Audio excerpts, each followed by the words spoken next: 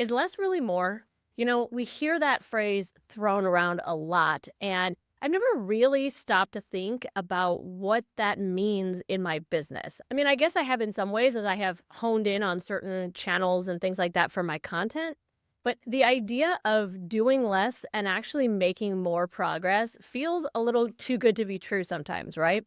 Well, the other day I was scrolling through Instagram and I caught a little clip of Simon Sinek's podcast. It's called the Bit of Optimism podcast, if you aren't aware of it.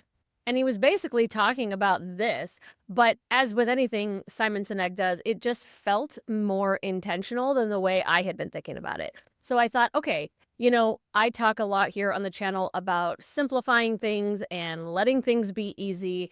And I'm not sure I'm really doing it in every area of my business. So I just wanted to watch this clip with you guys and talk about the way that this is kind of shifting my intention about how I simplify. And really there's a great question that he asks in this clip that I think we can all apply to help us decide whether or not something is worth doing in our business anymore. But before we dive into this, make sure you like this video, subscribe to the channel if you haven't already, and ring that notification bell so that you never miss a tutorial or upload. So let's give this a watch together. What's the difference between giving up and letting go? In my mind, it's a very simple test. Is the sacrifice worth it? And if the answer is yes, you keep going. If the answer is no, you stop. I've done many things that I hate, that play to all of my weaknesses, Right. that cause me stress and sleepless nights and broken relationships. But if I'm really honest with myself and I look at what I'm trying to accomplish and what I'm trying to do in the world, and if I ask myself, is this sacrifice worth it? And the answer is yes, you just keep going. But there are also things that I've done that become excruciating and the sacrifice no longer feels worth it, and I'm happy to walk away. Okay, so I love the simplicity of this question. Is the sacrifice worth it? So there's a famous quote that I know I've brought up before. I don't remember when, maybe in the Give Up the Good episode. I can't remember. But it's attributed to Winston Churchill, I believe. And it's basically where he just says, like, never, ever, ever, ever give up. And I've always had such an issue with that quote.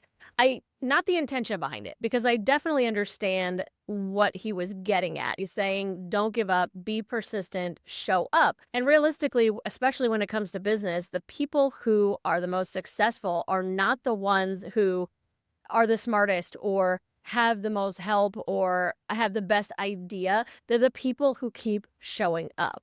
But I think we've talked about this before, where just because you keep showing up doesn't mean you keep showing up in the exact same way constantly. And what Simon is saying here really, for me, kind of bridges the gap between, yeah, be persistent, show up, build those good habits and show up for yourself, but don't just keep doing the same things over and over and over again, especially if they're not giving you the result that you're looking for. Now, he's talking about like looking at it from the perspective of, is this worth the sacrifice or not? Because let's get real. Anything that you're doing in your business, any habits that you're building, any time that you're committing, anything that you're spending your effort doing is a sacrifice in some way, shape, or form, even if you love it. Even if you absolutely love what you're doing. Now, he's talking about, sometimes he does things that he hates.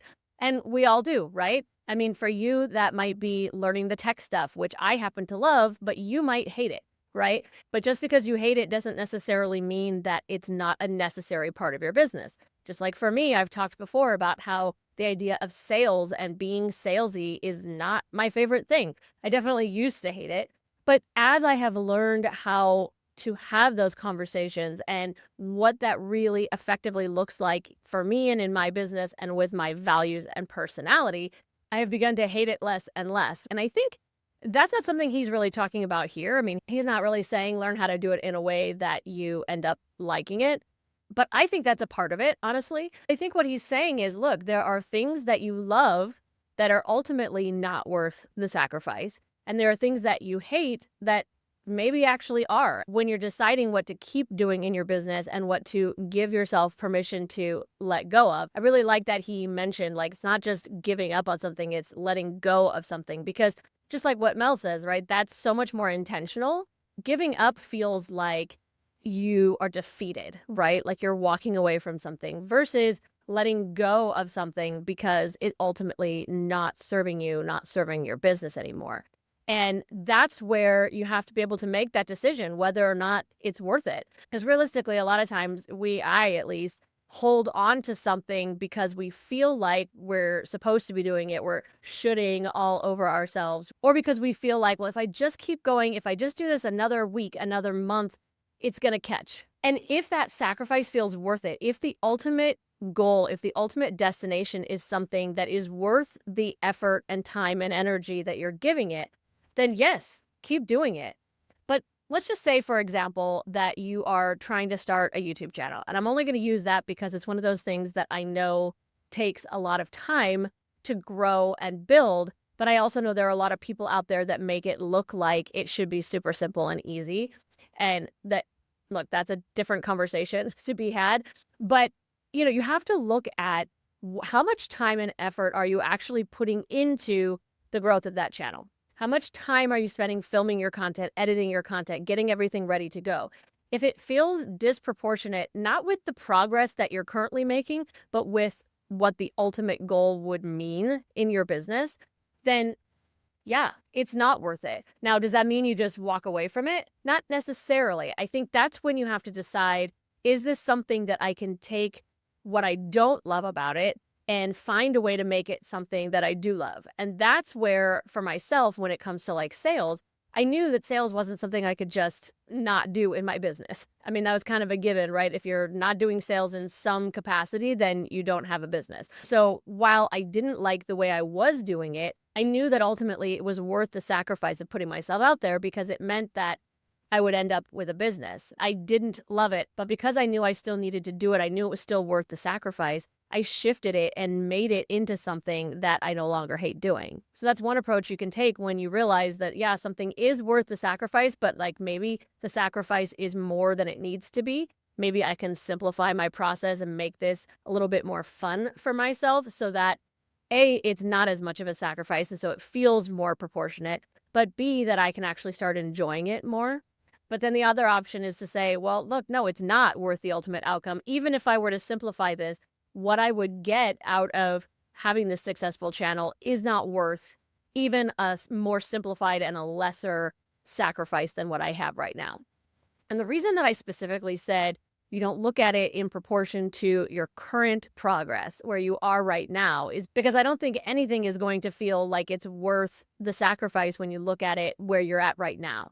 It's about what is the ultimate goal. And when I reach that ultimate goal with this, will that be worth the sacrifice? Simon doesn't really specify that, at least not in this clip, but like that's what he means, right? Because when we're in those phases of growth, we're never going to feel like it's worth it because we always want it to be there faster. We always want to arrive at our destination faster. So it's about looking at your current sacrifice and what your ultimate goal is and will it be worth it at that point. But also, he mentions too, like whether or not it aligns with your values and what kind of not only business that you want to run, but what kind of person that you want to be. If you want to be spending all of your time and energy on your business and, letting that possibly neglect other areas of your life, then put more time and energy into things in your business. But if you really want to have that balance and maybe you have family that you want to make sure that you are spending more time with and having more energy for, then you may need to say goodbye to some things that in a different situation, in a different season of life would have been worth the sacrifice. So I think this is such a great, great question. Is the sacrifice worth it? I think this is such a great question for us to remember as we evaluate our businesses, especially as we go into the summer. The summer is sometimes a season that's a little bit slower for a lot of us in business. And so it's kind of a good time to be reassessing and reevaluating as we get ready to head into the fall, which tends to be a little bit busier. So I think this is like the perfect time to really be looking at your business, looking at your processes, looking at the time and energy that you're spending on different areas of your business and ask yourself, is the sacrifice worth it? Let me know your thoughts on this conversation in the comments. I hope you liked that video and more importantly, that you found it helpful. If you did, please consider subscribing to the channel and sharing it with a fellow solopreneur.